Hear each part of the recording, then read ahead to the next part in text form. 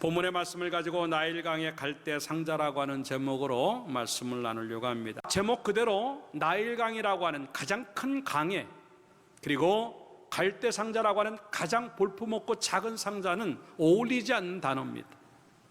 그럼에도 불구하고 하나님이 그 갈대상자를 붙잡고 계시니까 나일강의 위험 속에서도 기적이 나고 큰일이 벌어질 수 있다고 하는 것을 보여주는 그러한 이야기인데, 어찌 보면 우리의 인생도 그럴 수 있습니다. 지금 우리의 삶들 속에 나일강에 버려진 것처럼 어찌 보면 그냥 둥둥 떠내려갈 수밖에 없는 인생들이고, 내일이 보이지 아니하고 어쩌면 여기서 끝이겠구나 생각을 하고 자포자기로 하는 마음으로 모든 것들을 내려놓을 수밖에 없는, 가정적으로, 개인적으로, 또 사업적으로, 직장으로, 건강으로 어렵고 힘들고 끔찍한 일을 당하는 사람들도 있을 것입니다. 그러나 걱정하지 마십시오. 하나님이 그 상황에서 같이 하시고 붙잡아 주신다고 한다면 가장 작은 그 갈대상자가 가장 힘있고 세 보이는 나일강을 뛰어넘어서 멋진 일들을 이루어내신 줄을 믿고, 우리들의 삶들 속에 모세의 기적이 또 한 번 일어나기를 주님의 이름으로 축원합니다. 모세라고 하는 이름은 건져냈다라고 하는 겁니다.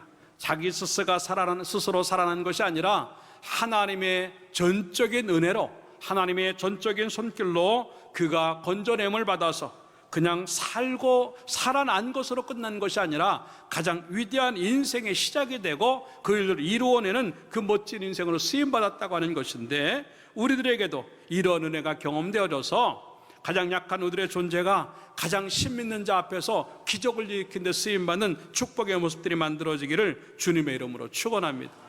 어떻게 이런 것들이 가능할까 하는 것들을 몇 가지로 생각해 보면서 함께 은혜를 나누고자 주체 따라서 합시다. 하나님의 말씀이 먼저 이어야 한다. 믿습니까? 2절의 말씀해 보니까 그 여자가 임신하여 아들을 낳으니 그가 잘생긴 것을 보고 석 달 동안 그를 숨겼으나 라고 하는 말이 나옵니다. 바로의 말은 이 아이가 태어나서 남자아이면 바로 죽여야 되는 것입니다. 근데 이 여인은 죽이지 아니하고 살립니다. 왜냐하면 하나님이 살리라고 그러니까. 세상 사람들은 죽이라고 하지만 하나님은 생명을 함부로 하지 말고 그를 살려야만 된다고 말씀을 하고 계시다고 하는 겁니다. 출애굽기 1장 16절의 말씀에 보니까 이르되 너희는 히브리 여인을 위하여 해산을 도울 때 그 자리를 살펴서 아들이거든 그를 죽이고 딸이거든 살려두라고 아주 끔찍한 명령을 내립니다.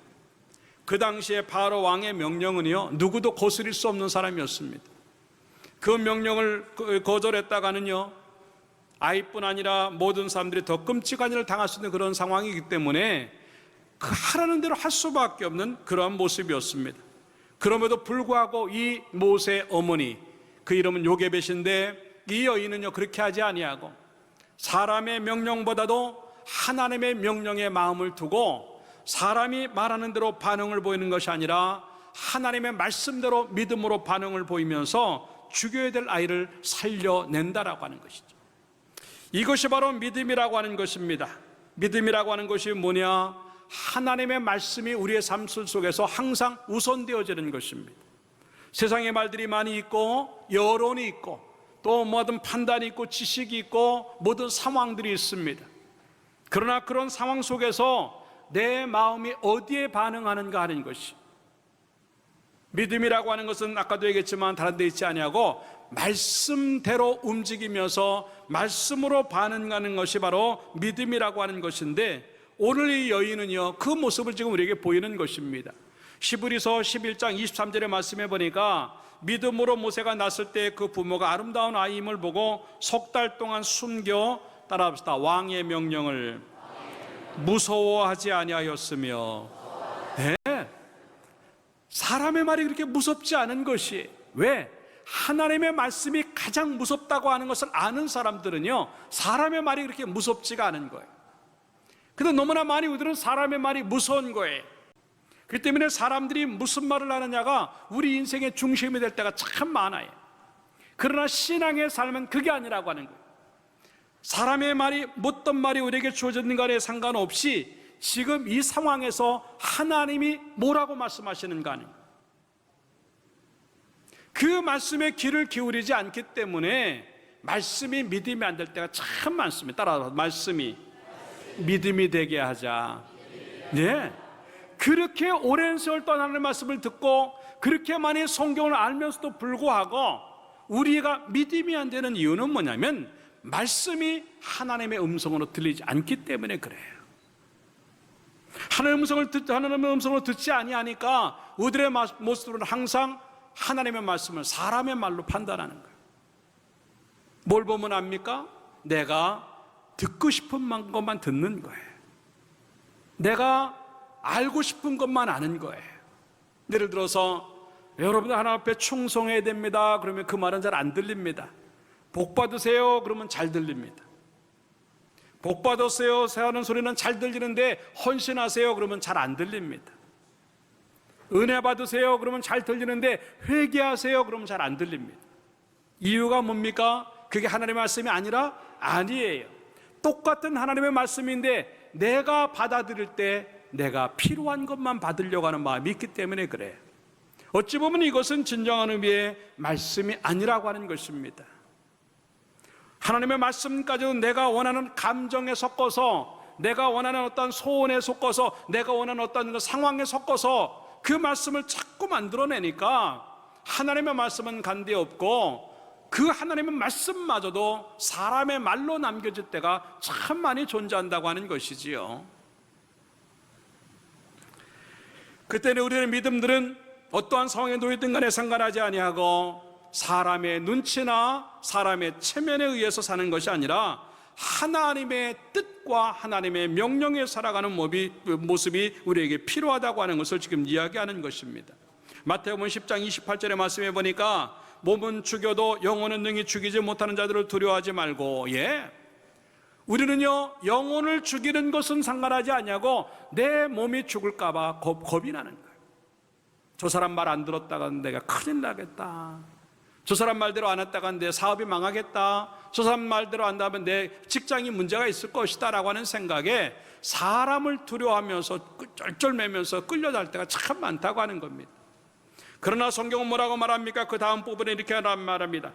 오직 몸과 영혼을 능히 지옥에 멸하실 수 있는 일을 두려워하라 라고 하는 겁니다. 사람은 우리에게 할 수 있는 게 한계가 있어요. 가지껏 내 몸을 찬다 그래도 죽음으로써 끝나는 겁니다. 그렇기 때문에 죽음만 가져오는 그 사람들에 의해서 두려워하지 말고 정말 죽은 다음에 내 영혼을 지옥과 천국으로 구분해낼 수 있는 그릇으로 보낼 수 있는 분, 그 하나님을 두려워하라고 하는 것인데 과연 내 믿음이 무엇인가 하는 것이지요. 굉장한 심 앞에서 타협할 수밖에 없는 그런 모습들, 그대로 하지 아니하면 큰일 난다고 하는 그 상황 속에서 그걸 거절하기 이렇게 쉽지 않은 겁니다. 그럼에도 불구하고 그것을 거스릴 수 있는 것이 무엇 때문일까? 하나님의 말씀을 먼저 생각하는 것입니다.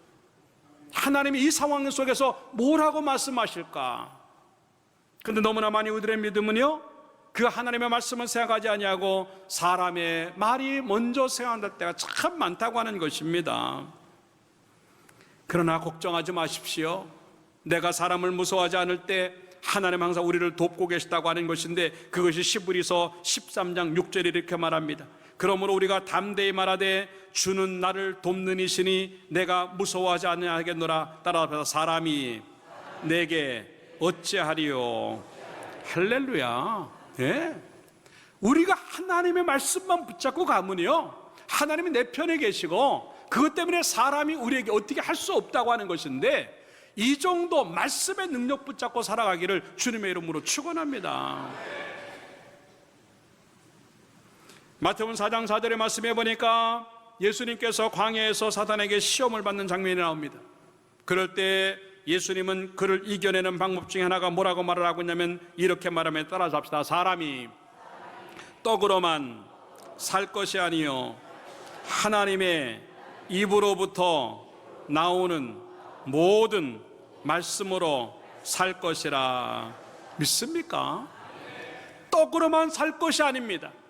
그런데 우리는 너무나 많이 그 떡을 잡으려고 하나님의 말씀을 밀어내고 있다고 하는 겁니다. 그 일 잡고 그 사람 잡고 그 사업 잡고 그 돈 잡으려고 하나님의 말씀을 밀어낼 때가 너무 많다고 하는 겁니다. 그러니까 결국 떡도 놓치고 하나님도 놓치는 거예요. 물론 그들의 말이 그럴듯합니다. 아주 달콤한 유혹같이 느낄 수 있어요. 그러나 그게 다가 아니에요. 사람의 눈치를 보면 좀 빠르고 사람이 원하는 대로 가고 그 유혹은 달콤할지 몰라도 그 떡 잡으려고 하다 보면 하나님의 말씀이 사라지니까 설사 지금 내가 아무것도 안 된다 하더라도 그 떡을 포기할 때 하나님의 말씀이 들어가는데 여러분 그 말씀 들어가야 사는 줄로 믿고 말씀 붙잡고 살기를 주님의 이름으로 축원합니다. 아모스 8장의 11절의 말씀에 보니까 양식이 없어 주림이 아니며 물이 없어 가람이 아니요 여호와의 말씀을 듣지 못한 기까리라 라고 말을 하면서 12절에 이렇게 말합니다. 사람이 이 바다에서 저 바다까지 북쪽에서 동쪽까지 비틀거리며 여호와의 말씀을 구하려고 돌아다녀도 얻지 못하리니라. 이게 무슨 말이냐면 그 당시에 하도 이렇게 진리가 없어지고 그런 어떤 하나님의 말씀들이 점점 사라지는 그 시대를 만나고 타락한 문화 속에서 살다 보니까요 하나님의 말씀이 없어진 거예요. 그래서 너무나 많은 지친 영혼들이 그 말씀을 들으려고 동쪽, 서쪽, 북쪽 여기저기 돌아다니는데 바다 끝에까지 가는데도 하나님의 말씀을 들을 수가 없는 거예요. 그래야 그 말씀 더 듣고 싶어서 굉장히 기갈같이 느껴지고 기근같이 느껴지는다. 근데 지금의 시대는 뭔 줄 아세요? 진리가 너무 많고 하나님의 말씀이 너무 많은데 지금은 안 듣겠다는 겁니다. 그 당시에는 듣고 싶은데 들을 수 있는 말씀이 없어서 못 들었는데 지금은 듣고 싶은 이야기가 너무 많은데 안 듣겠다고 하는 겁니다. 그러니까 지금 더 타락한 문화가 점점 무너지게 만들고 신앙인조차도 타협하고 눈치 보는 신앙인들이 만들어져서 말씀을 들어도 믿음이 안 되는 경우가 참 많다고 하는 것이에요.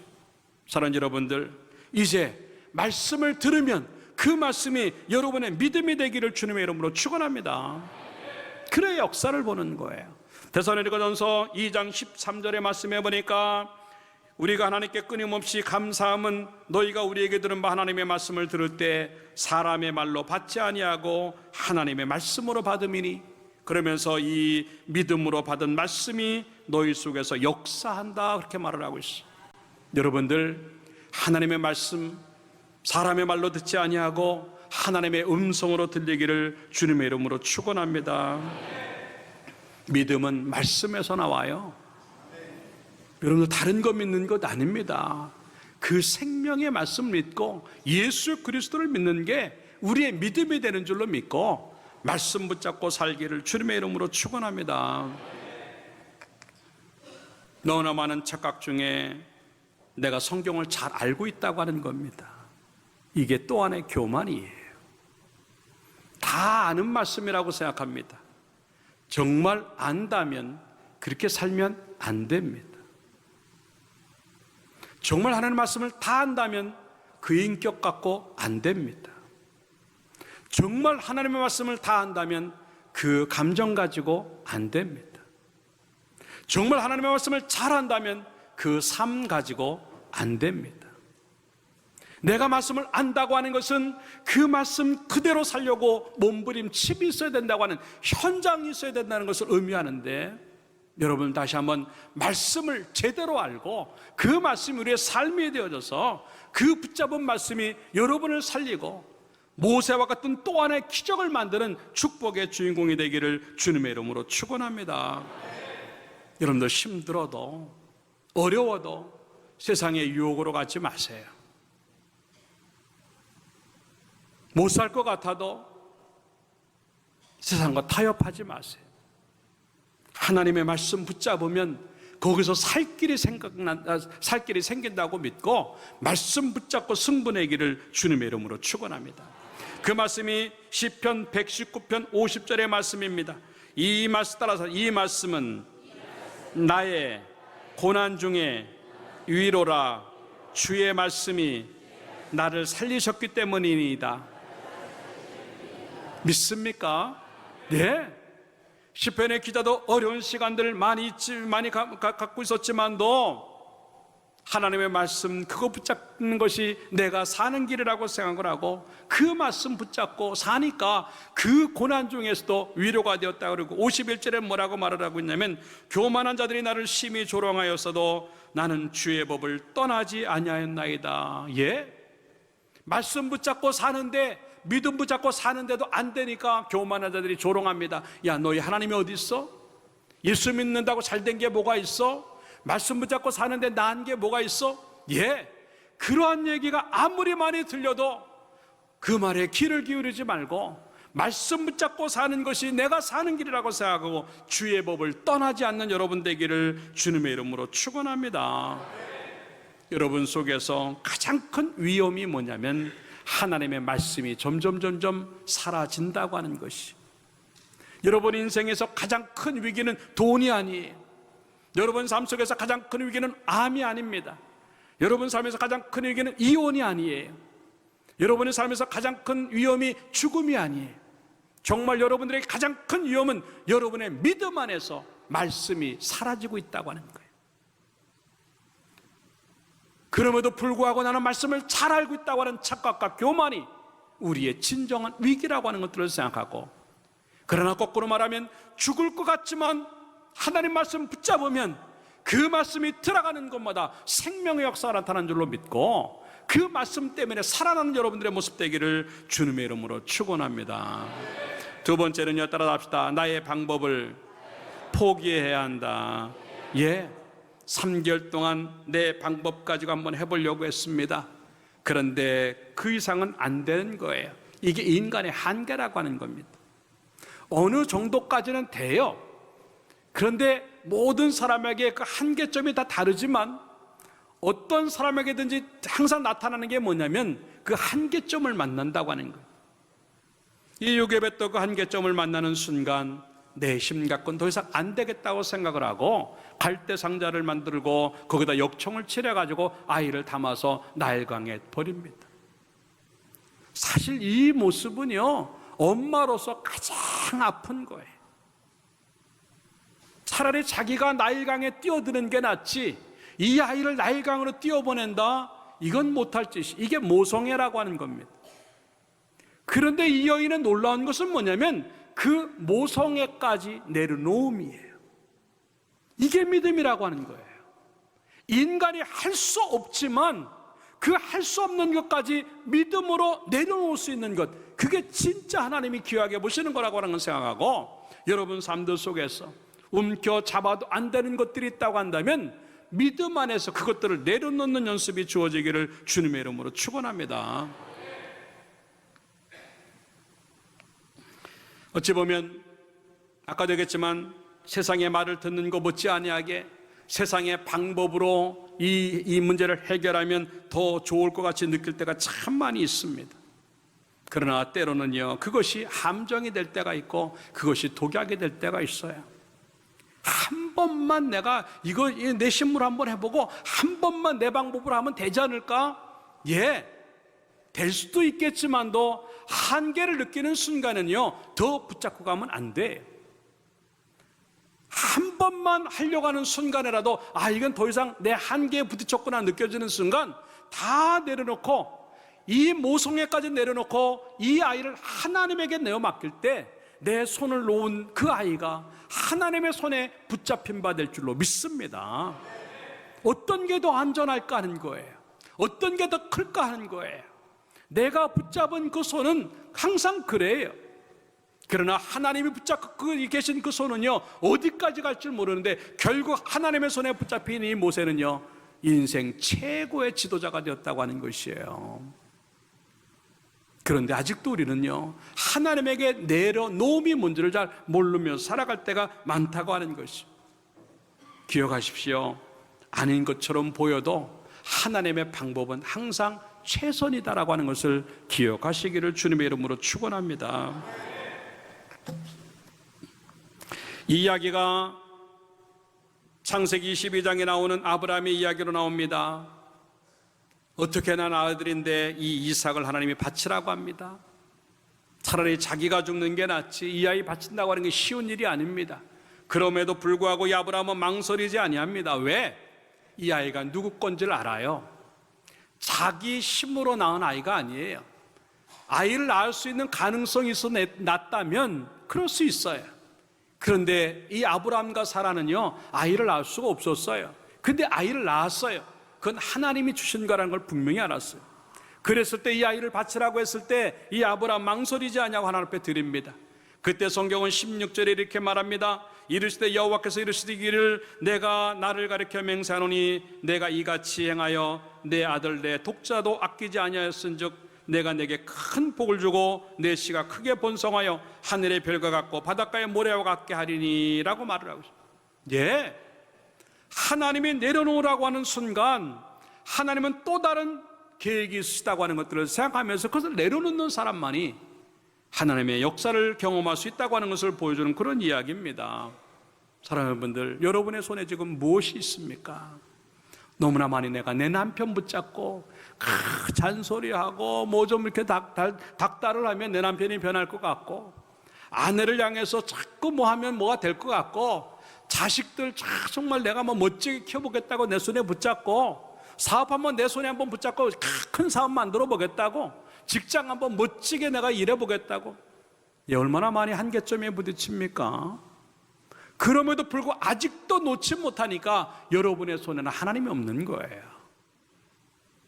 그걸 내려놓는 순간 우리 손에 하나님이 붙잡히는 줄로 믿고, 여러분 내려놓음의 믿음을 갖고 하나님 앞에 내려놓을 수 있는 그런 믿음들이 주어져서 내가 할 수 없는 것들을, 한계를 하나님이 하시게 하는 그런 역사를 경험하기를 주님의 이름으로 축원합니다. 이 이야기는 베드로 이야기하고 비슷해요.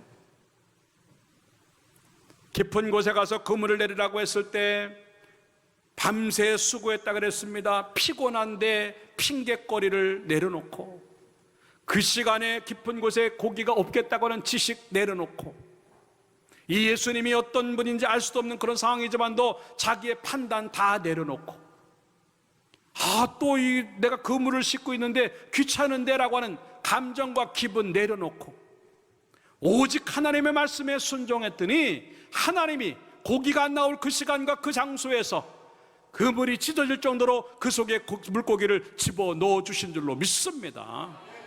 이게 내려놓음이에요.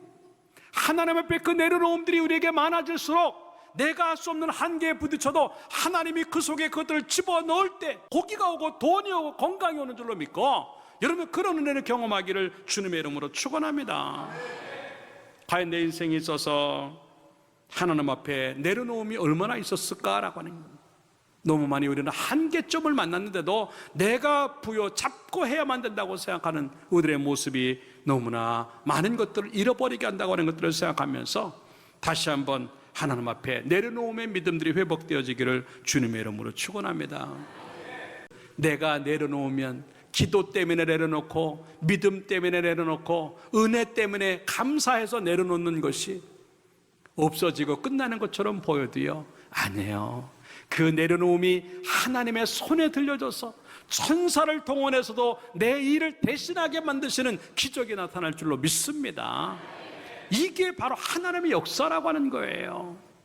이 갈대 상대를 내려놓고 그 아이를 포기했을 때 하나님은 결단코 그를 죽이지 아니하시고 그 포기된 아이를 붙잡고 하나님이 멋지게 쓰셔서 사람이 키워내서 할 수 없는 것을 하나님이 키워내서 최고의 지도자를 만드신 줄로 믿습니다.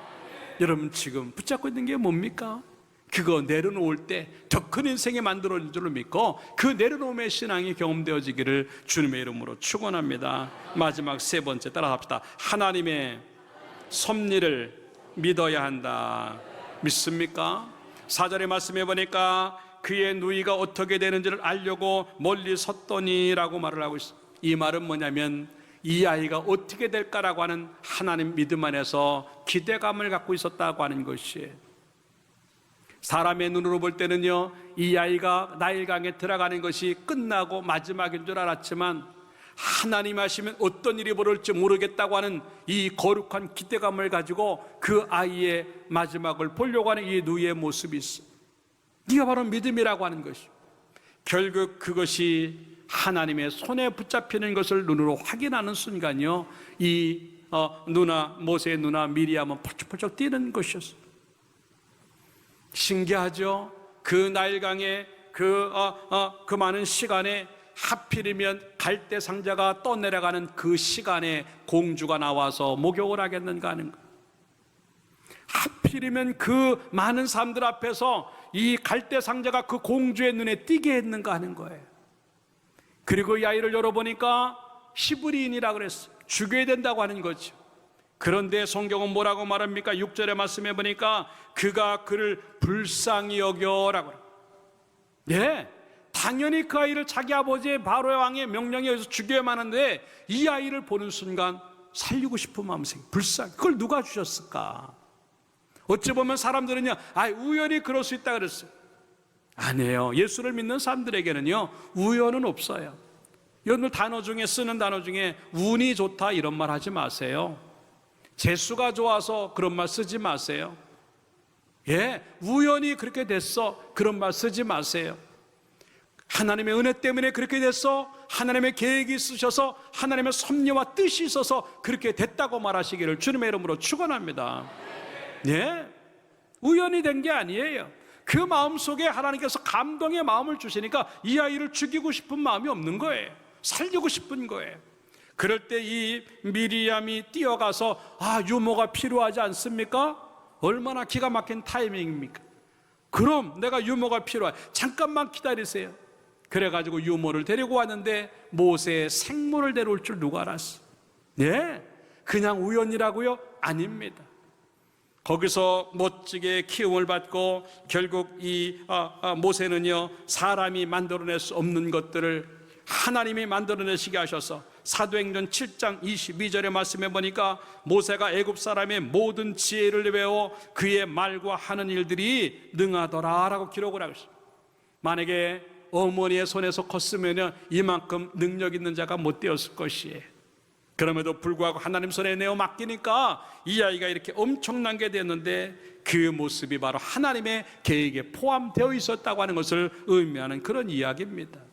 사랑하는 여러분들이요, 어렵고 힘들 때는요, 우리가 보는 눈이 작아집니다. 그러나 그때라도 믿음의 눈이 있기를 주님의 이름으로 축원합니다.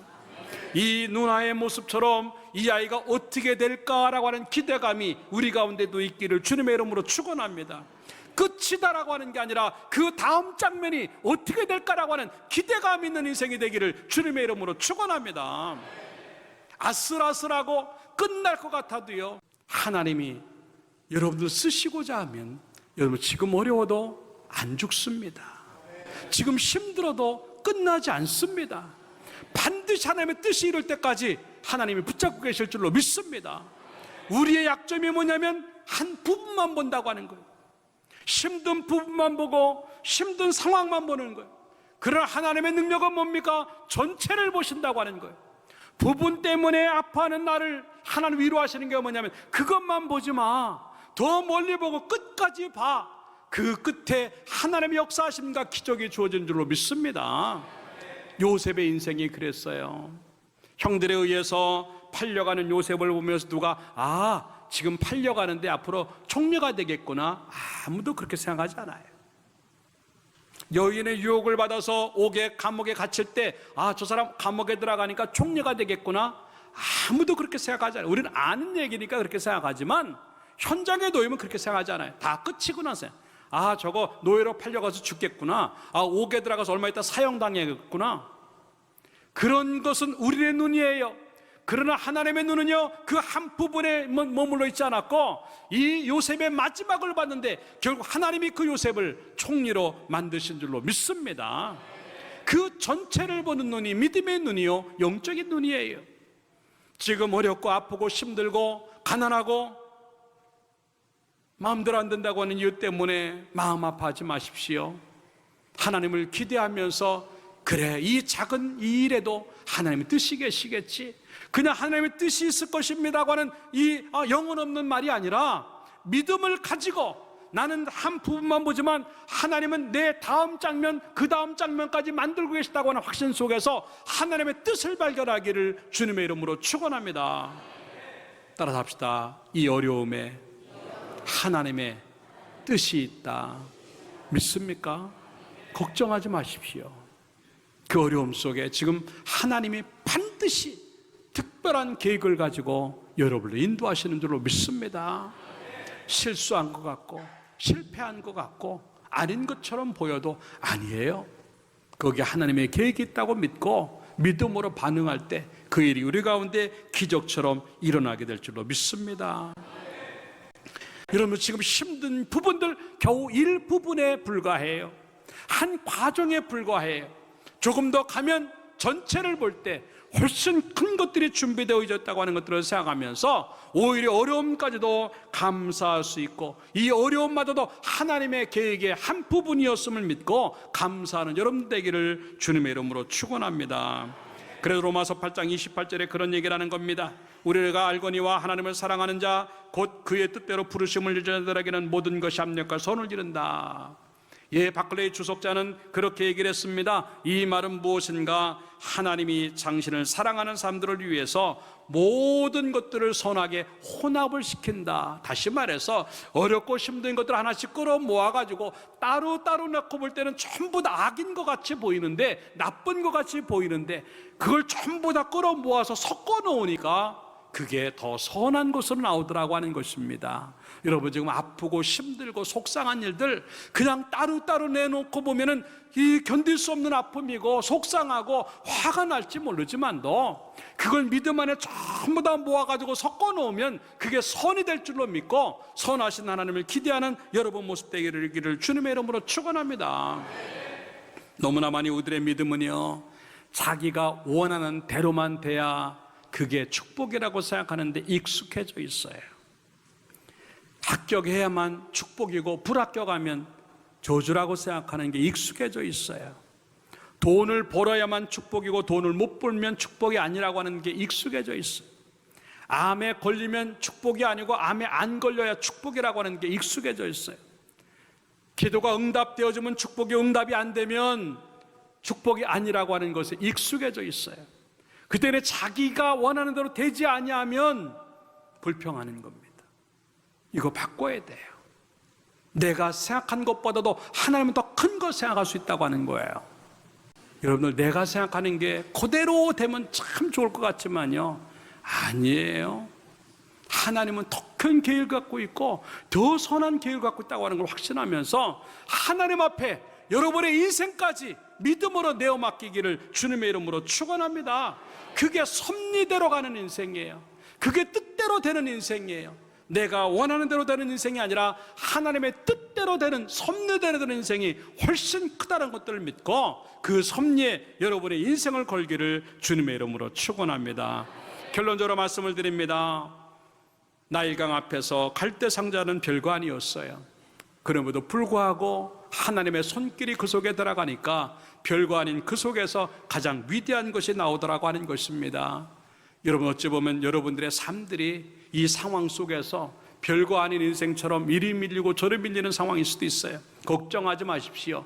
믿음을 갖고 있는 사람들 속에 하나님의 손길이 머무르는 줄로 믿고 그 손길 때문에 이리 밀리고 저리 밀리는 것까지도 여러분의 인생의 기적이 되고 축복이 되어서 하나님이 만들어내신 가장 위대한 모습이 우리 가운데 경험되어지기를 주님의 이름으로 축원합니다. 기도하겠습니다.